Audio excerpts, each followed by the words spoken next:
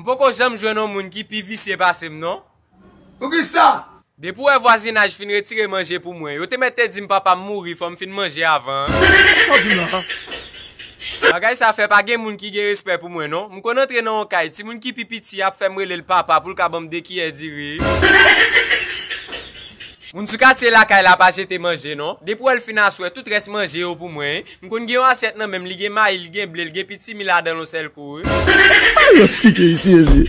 Si ou monter la caillou, les m'a sorti m'si et bouche moi dans rideau et puis m'nicher porte là. Sortant de ade pour manger chaudier à seulement zo et moi souké. C'est grave oui. M'coucher la caille là, tourner m'ouvert bien l'âge pour m'a prendre manger caille moun oui. Depuis manger à tout fait seulement me connaît. M'a manger la caillou m'a parle au mal oui. Si manger a pas goût, m'a marcher dit tout moun sou quartier à sauce pour à salé.